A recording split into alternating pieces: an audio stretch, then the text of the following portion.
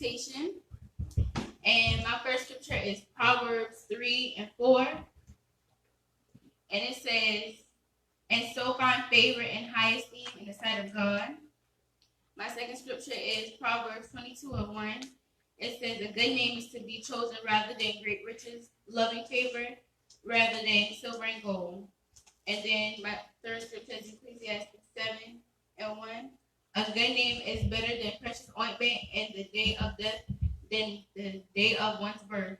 Better to go to the house of mourning than to go to the house of feasting, for that is the end of all men, and the living will take it to heart. So in school, work, or just in general, you're known for something. When people hear your name, they'll think of something or a word that describes you.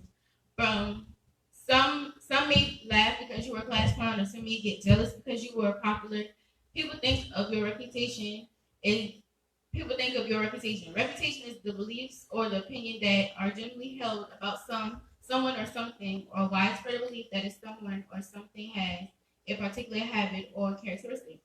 I was taught that the first impression is the last one. If you mess up one time meeting someone new, that's all they're going to remember, even if you change. And Proverbs 22:1 is basically saying a person's good name is their most valuable asset. The Bible shares that God guards and protect his name because he's very jealous. This is because his name represents who he is and what he is. If we want to have a good name / reputation in the eyes of God and man, we too have to recognize our truth. Jesus Christ himself is a good example. He made no reputation for himself. He humbled himself under God's voice and did only what he was told. He never needed a crowd leaving him with a good reputation. Yet he still lived as a righteous character and a reputation as a human being. Pray my strength in the Lord.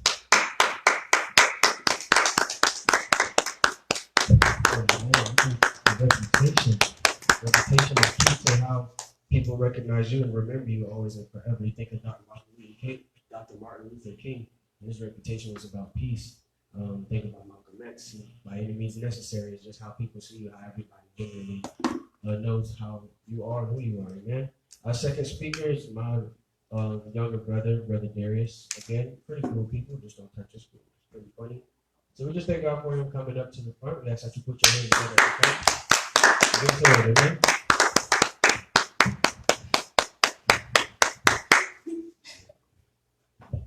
Praise the Lord, everybody. Praise the Lord. My topic for today is pride. A pretty interesting topic that I was given, and I found it interesting when I was given it. We talk about pride a lot in this. We talk about pride a lot in this church, and why it's important, and why some people shouldn't have it. But what I want to do today is go a little deeper into, what it is and why we're not supposed to be prideful, But before I do, I'd like to go into a quick prayer.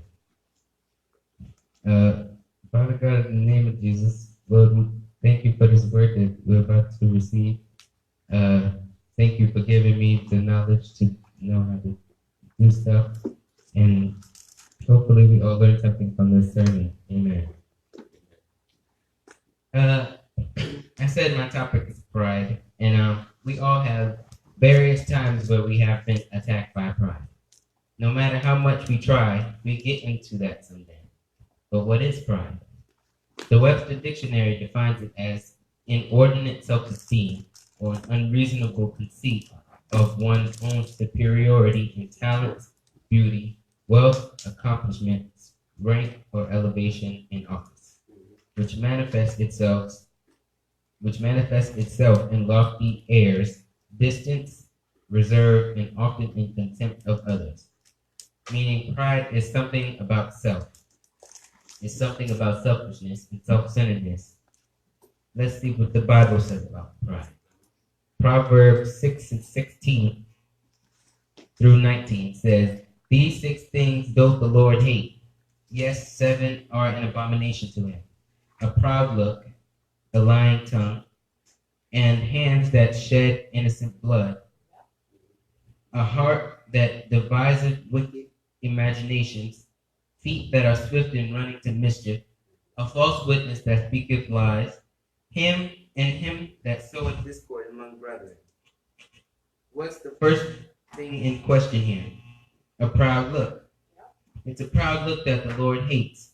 Primarily, love not the world, neither the things that are in the world. If any man loveth the world, the love of the Father is not in him. For all that is in the world, the lust of the flesh, and the lust of the eyes, and the pride of life, is not from the Father, but is from the Lord. Not from the Father, but is from the world. Pride is not from the Father. It's not in his nature to be proud, meaning he hates pride.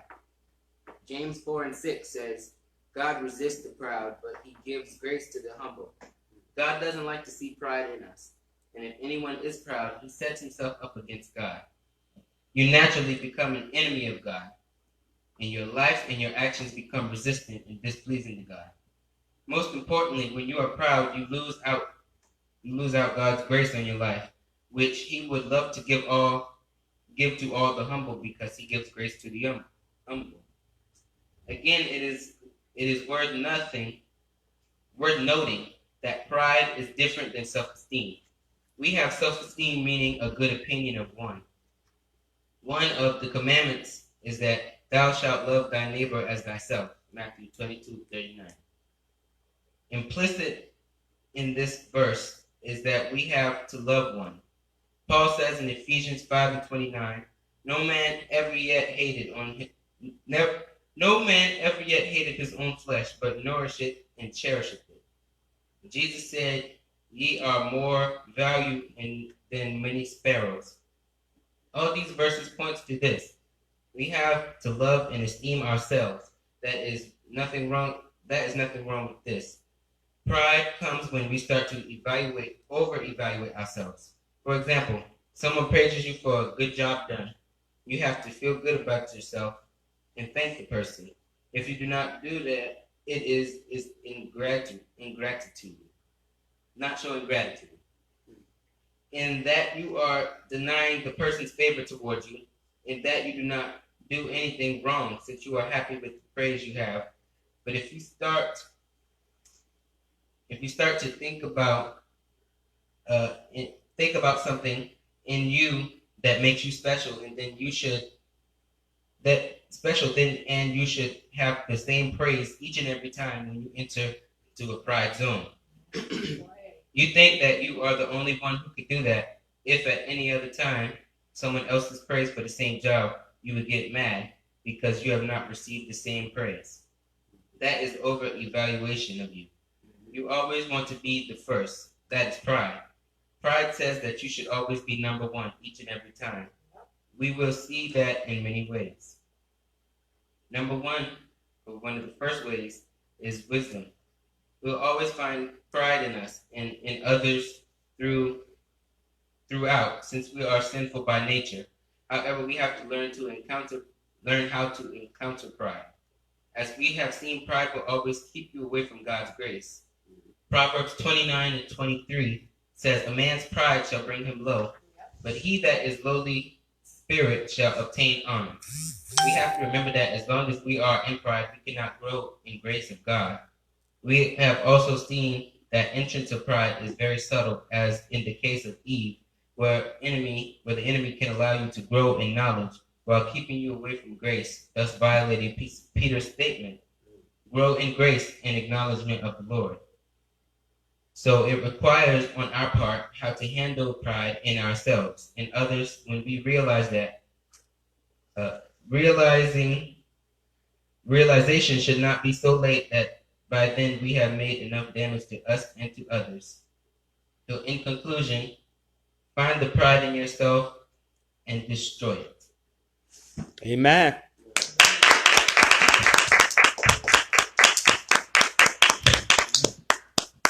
Topic, love that topic. We all dealt with pride before, and as you said, pride is having the arrogantness of thinking you should be first, and you should be above all, and you shouldn't stoop lower for what you have the reputation built as in yourself. So we thank God for those two topics. Yes, Pastor Lucia, any encouraging words for the youth that preach and the youth that may be watching this, or the young at heart? No? Well, Pastor Lou said, screw you all. That's what she said. Amen. We thank God, amen, for the youth on today. Amen. We thank God, amen, for Sister Ajane, amen, talking about reputation. And we thank God for Brother Darius talking about pride. Amen. Because believe it or not, when you got too much pride, it gives you a bad reputation. Amen. So we have to understand that being proud of different things and having pride is two different things.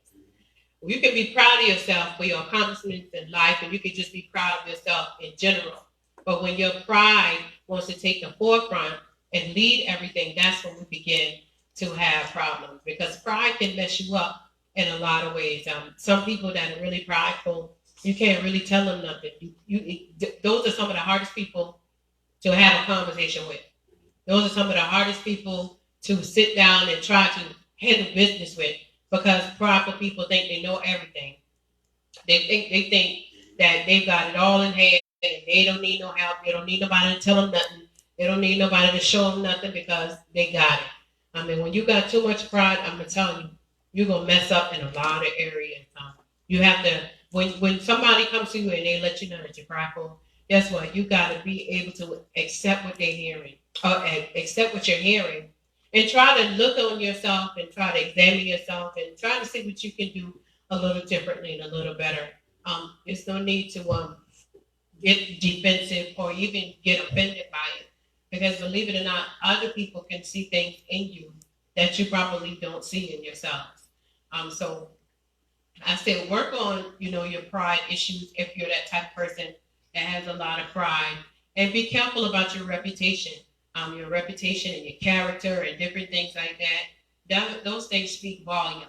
And so when you go out there and you do things to mess up your name, or you caught up in all kinds of scandals and different things, especially when you're in church, it messes up your reputation. And when people look at you, they look at you differently. They second guess your character. They second guess you in general, because they're like, man, please, because every time I turn around, you in some, I'll say, foolery. You in some kind of foolery or some kind of foolishness. Every time I turn around, your name is something. Every time I turn around, somebody calling your name about different things. So we got to be careful when it comes down to our reputation. The Bible tells us that don't let your good be spoken evil of. And I'll say, don't let your good name be spoken evil of. When we got good things going on, keep it just like that. When you see people trying to lead you astray, they're trying to get you to do things differently. They're trying to get you to follow in footsteps that you know you shouldn't be following in. Then that's when you got to be like, I got to get out of here, because this ain't going to be good for me. When people try to entice you to do things that you know is wrong, when people try to lead you astray, you got to be wise enough to say, listen, this seems like a setup. This seems like they're trying to get me in trouble. And sometimes, we say some things just seem too good to be true. And sometimes it really is. When you see somebody always passing you money, you looking like, oh, they always giving me money. They always giving me stuff. They always giving me something. Sometimes people just have a hidden agenda. Some people just have hidden motives. And sometimes it's always, it could be a good thing. That's why we have to be careful with our company that we keep, because people can get us into situations that we should not be in. People can get us into some trouble. We'll be that one individual, and I had to tell my son this the other day. We'll be that one individual that somebody's always trying to hand us something. They're always trying to give us something. They'd be like, oh, you can have this. You can have this. And because people be trying to reel you in. And while you're saying, okay, oh, well, they being so nice to me. And next thing you know, they come to you and say, can you hold this bag for me? You put it in your locker for me? Can you hold this? And can you keep this for me? I just need you to hold it until after school. Guess what? Somebody's trying to set you up, because you never know what they got in that bag. And some of us, we so easily moved. We be like, oh, yeah, sure, I'll put it in my locker. And we don't even look in the bag. We don't even look and see what's going on. If somebody asks me to hold something, especially if it's a bag, I'm going to look right on in it. I'm going to look at it while they're right there. And if it's something that I don't want with me, I'm like, nah, I ain't holding that. We got to be wise and pay attention, because people can get you in trouble. Because guess what? If we do it in our young age and people are easy to give us stuff and we accept it, guess what? When we get older, people will give us stuff and guess what? We're going to accept it. And guess what? We turn around. Next thing you know, we walking off with somebody that gave us. The next thing you know, blue lights behind you. Next thing you know, you being thrown on the ground, getting handcuffed. Because guess what? Possession is 9/10 of the law. So you got to understand that when you holding on to something that don't belong to you, guess what? You part of it. They call you an accessor. Accessor to the crime. Guess what? You be out there and your friends like, man, let's go for a ride. They're taking you somewhere like, oh yeah, turn down here, man. We going over here, we going over here. And they say, well, we'll be right back. And you sitting there kind of like, oh, well, they ain't gonna take too long. Hopefully they don't take too long. Next thing you know, they come and run out. They say, go, drive. And you take right on off. Cause it's an adrenaline rush. It's like, oh shoot, let me drive off. Next thing you know, blue lights behind y'all. And because even if you're innocent, you're with them and they think you got something to do with it. Guess what they call you because you're driving the car? The getaway driver. You're the one outside driving the car because your friends is like, we're going to go hang out somewhere. We're going to go somewhere. We're going to go do this. And we so easily move because we want friends and we want people, everybody to like us. We go right along with whatever they got going on. And I just want to tell the youth on today, youth minister will ask me to talk to the youth. I've been telling youth on today, don't be easily moved. Don't be persuaded by everybody else. Be persuaded by your own mind. You got a mind of your own. You can think for yourself. You can make choices for yourself. You can make decisions for yourself. You can pick your own friends. You don't have to be in the in crowd. Everybody is not going to like you. Let me repeat that again. Everybody is not going to like you. And guess what? It's okay. It's okay if everybody doesn't like you. You don't have to be everybody's friend. Everybody's not going to be your friend. A lot of people don't like me, but is that it? Is that doing anything for my bank account? No. Is that doing anything for my household? No. Is that doing anything for my life in general? No.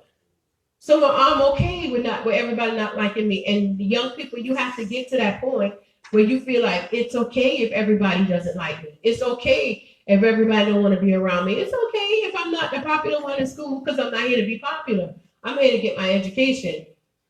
Because what we have to realize that at the end of the day, when you were in school and different things like that, your mind should be on graduating and getting out of there. Your mind shouldn't be on trying to be the most popular one, trying to be the well-known one, trying to be that one that everybody looking to, trying to be that one that everybody come to. Because you be taking on everybody's problems, and you're too young for that. You be taking on everybody's problems, and next thing you know, you wonder why you're depressed. You wonder why you going home and you sad. You wonder why your whole attitude and demeanor has changed. Because you're taking on everything that you should not be taking on. You're taking on too much, and really you're not ready for that kind of stuff. So I'm saying to the youth on today, think for yourselves. You have a mind. You can think on your own. And the crazy part about it is some of us, we got people around us that is helping us. We got people around us that's putting us on the right track and putting us on the right path. And that's letting us know that, listen, this is not the way to go. Even though we hear the word peer pressure, guess what? You don't have to be pushed into peer pressure. You don't have to be pushed into an area where somebody is pressuring you to do something that you don't really want to do. You don't have to. You don't have to. Peer pressure, it is real. It's real, but guess what? At the end of the day, you still have a choice. You still can make reasonable decisions. You still can look at it like, listen, I'm not even going to let all of that weigh me down. I'm not going to let that make me feel like I'm less than everybody else. That's good if you got a little Jordans. That's a blessing, and your mama can afford it. Your parents can afford it. But guess what? I ain't shoeless. I ain't walking around barefoot. That's good if every weekend you to the mall, you buying your new outfits and different things like that. Well, guess what? I ain't naked. My clothes ain't dirty. They clean. I'm coming to school to get my education. I'm not coming in here for a fashion show. I can't remember which one of my kids I had to tell that. You're not going to school for no fashion show. You better stop looking around trying to be like everybody else. You better wear what you got in that closet. I'm not going to be that parent. And I'll say this to some of y'all parents. Don't be that parent that you got to go broke because you want to make sure your kids have on the latest everything. And their report card, all of their report card saying, all they got is D's and F's. But they look good, though. They look good to school. They dress nice now. They got their hair done. Some of them girls in middle school, they go and get their hair done every week. Their edges is laid. They look good in middle school. Report card D's and F's. Y'all some nice dressing dummies. And that's not what we should be raising our children to be. Stop raising your children to just look at labels and tags and different things like that. It's okay. It's nothing wrong with making sure that your children look nice and dress nice and presentable when they go out of the house. But don't make them feel like that's the only thing that can be counted as looking like a presentable person, because it's not. Don't let society make you feel like you're less than a parent because of the simple fact that you can't afford what everybody else can afford. It's okay. It's okay. When I was growing up, we couldn't afford a whole lot of things, but that didn't make me feel like I was less than nobody else. That didn't make me feel like, oh man, we just poor. We just don't have nothing. No, poor people is people out there that ain't got no place to live, that don't have no food, no clothes. They're out there eating and whatever they can find out of the trash and different things like that. But when you're not like that, children, when you're not going home to an empty house, or you're not going home after school and you going to go and live in a box or behind a building or under a bridge, when you're not like that, you ought to be grateful, because some people had a hard life and they ain't been able to get up yet. Some people are still down and they haven't been able to get up yet. So you have to learn how to be appreciative. Be appreciative to what your parents can do. Be appreciative to what they are doing. And I saw a post just the other day on Facebook, and somebody said, if your parents is still helping you and still giving you money and still helping you pay bills and different things after you're 18 and out of their house, then you better count it a blessing. Because some people is looking at you like, you grown. You're not in my house. I don't have to take care of you no more. I don't have to pay your bills. I don't have to give you no money. I don't have to buy you nothing. Some parents are like that. They're looking like, I can't wait till these kids get out of my house, because I'm sick of them. I'm sick of doing for them. I just want to do me. I just want to make sure I'm good. That's a selfish parent. Because while my children are in the house, I'm going to make sure that they're good. I still make sure that they're good even when they're out of the house. I was so glad. I was glad and sad when Youth Minister Moon came to me and he was letting me know he had his own place. I felt like I was going to pass completely out. But I had to let the boy go. I think, out of the boys so far, he been the hardest for me to let go. I don't understand why either, because he don't, me and him don't really talk like that. But it just seemed like it just hard for me to let him go. But I have to let him go so he can go and experience life for himself. We had a talk. I mean, I know I'm supposed to be encouraging, but this is helpful too. We had a talk this morning, and I done had this talk with him before. I was letting him know, as a young Black man, you got to make sure you got yourself straight while you out there. Make sure you keep your credit good, pay your bills on time, pay it ahead of time, do what you have to do. Don't let all kind of people come to your house. Don't do the wrong thing, because society is looking at you like you're just one of the other Black boys that's out here in the streets. They're not looking at you that you're a youth minister in the church. They're not looking at you as, oh, you're a musician. They're looking at you as, oh, you're a good person. No, all they see is a young Black man. And guess what? Then you already got 2 strikes. You Black and you're a man. You got 2 strikes already. So I tell them, make sure you keep your name good. Just make sure you do what you're supposed to do. And guess what? Nobody can say nothing to you. Oh yeah, and he got dreads. He already got 3 strikes. He lumped in with the rest. But I'll tell him, and I'll tell Lance today too, Lawrence today too. Make sure y'all keep yourself together. Pay your bills on time. Do what y'all have to do. Don't let nobody influence y'all to do nothing you know is wrong. Don't let all kind of people up in your house, because guess what? The people come in there and bring the wrong things. And like I told you, Mr. Moon, guess what? They come in there and be like, man, let's just smoke a little something, man. It's just gonna be quick. You ain't gonna be able to smell nothing. Then you thinking you done clear out your house, but that thing didn't get in your clothes. Then when you get to work or you riding somewhere, you got that smell on you. And guess what? People looking at you like, man, all you do is smoke weed. You smell like weed every time I see you. You gotta be careful with, the things that we get ourselves involved with, the people that we group ourselves with. All I want to say to everybody, so I can sit down because my mouth dry. All I want to say to the youth on today is to be careful with the company that you keep. Be careful about trying to be in the in crowd with everybody. Be careful with the little groups and cliques and things that we get ourselves involved in, because there are some people that pretend to be your friend, but they really don't like you. So just be careful. There are people that really, truly, genuinely love you, and you will know it because you can tell it, you can feel it. But when you're around people and it don't feel comfortable and feel like you always suspicious of them the kind of people that you gotta look out for. So I say to all of you guys, Lines of Judah, you guys did a good job. I know the new songs that y'all working on. Oh, Leandra trying to hush me.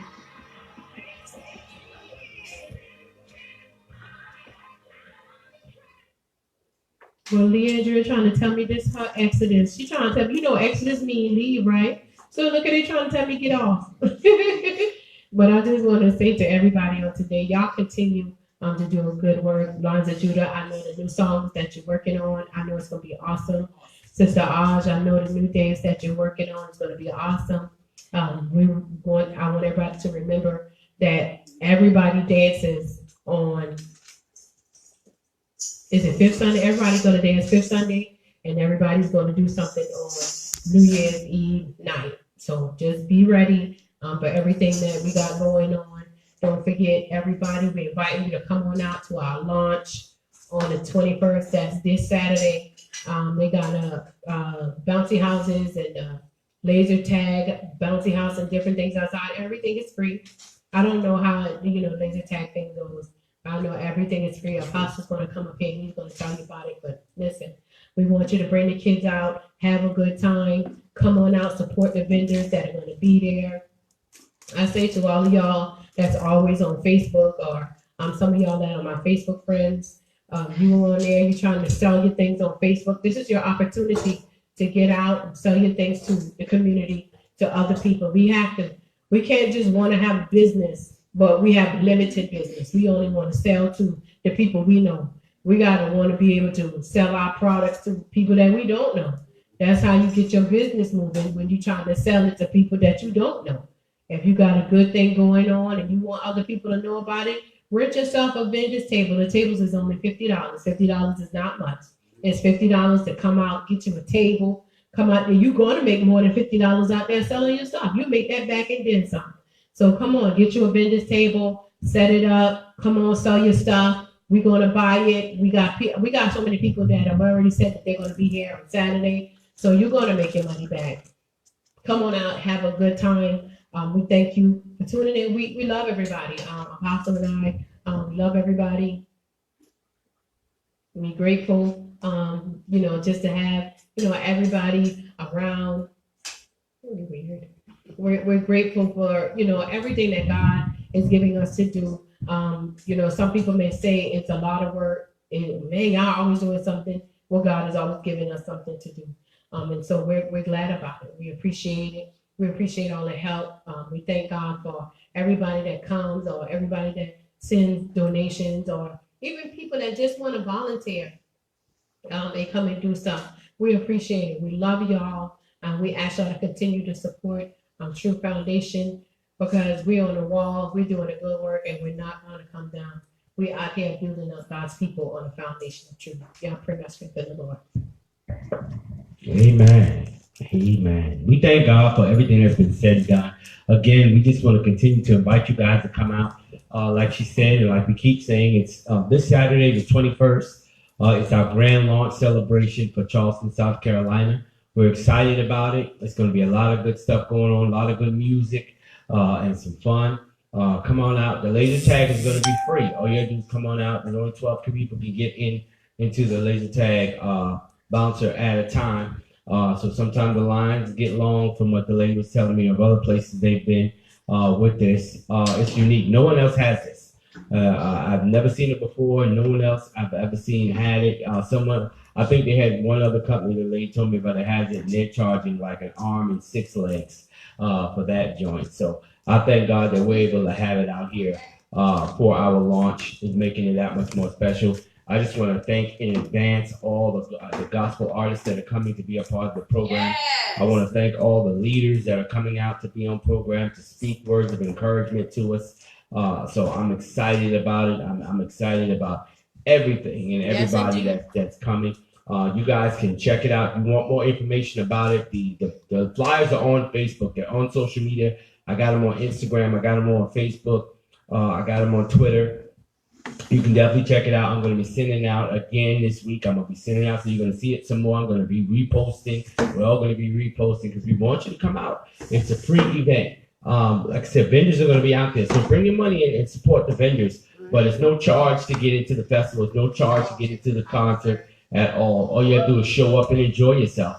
One of my clients was telling me yesterday, he mentioned it, he said, "You excited about next Saturday?" I said, "Yeah, man." He said, "Yeah, we coming." He said, "I'm coming." He said, "I'm gathering up all my people. We coming in deep." I said, "That's what." And when I told him about the laser tag, he really got excited. So I was like, "Okay, well, come on. We gonna have some fun." And those of you out there that are viewing this, podcasting, that are listening to this on Exquisite Internet Radio, who get to know us, we have a good time regardless. It has nothing to do with crowds and numbers for us. We get out there, and if it's just us, we have a good time. If it's a crowd, we have a good time. It doesn't even matter. We're just those type of people. It doesn't make a difference to us. We're going to do things the way God has given us to do, and we're going to enjoy it. And it's not for us, but it's for the community. That's why everything we do, we try to make sure we can do it and it's free.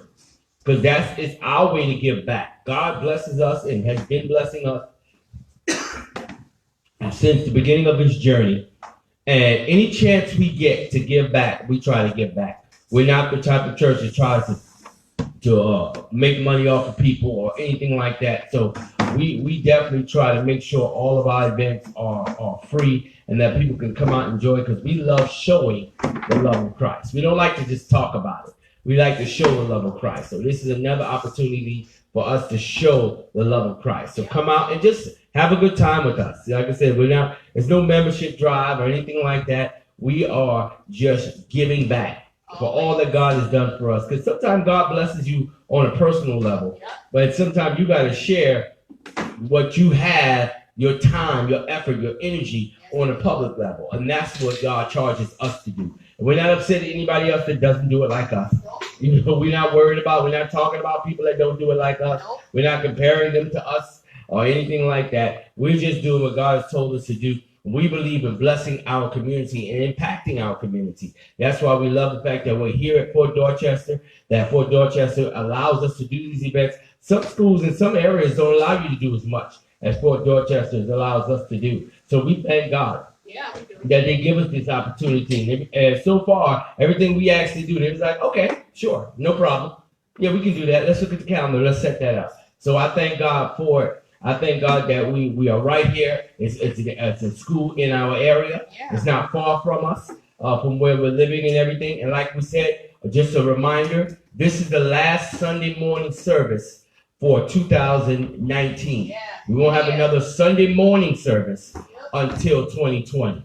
Next Saturday, this Saturday on the 21st, we will be here Saturday all day long enjoying the festival and the concert. We won't have church that Sunday at all, because that's the fourth Sunday and there's a fifth Sunday in this month. And for fifth Sunday, we'll be doing our normal free community cookout. Yep, we're going to have the festival and the concert this week, and then the week after, we're going to have our normal fifth Sunday free community cookout at 4303 Bream Road. You're more than welcome. If you missed the concert, you missed the festival, come on out to fifth Sunday. It's fine. Come on out and enjoy each and everything that we got going on. We thank God for each and every one of you for being with us. We thank God for those of you that are listening to this by way of podcast. Those of you listening on Exquisite Internet Radio, we thank God for you. We thank God for your love and support. We look forward to seeing all your smiling faces. Come on through on the 21st. If we've never met you, make sure that you find us out there and come and introduce yourselves. And let me shake your hand and thank you for just watching and being a part of what we got going on. We thank God for every one of you. We want you to have yourself a blessed day. And I'm assuming someone's going to come and turn off this camera so I can stop talking. I just thank God for you guys. And we want you to have yourself a blessed day. And if it be the will of the Lord, we're going to talk at you on tomorrow. World Praise Party. Yeah, join me in the morning. God bless and have a great day.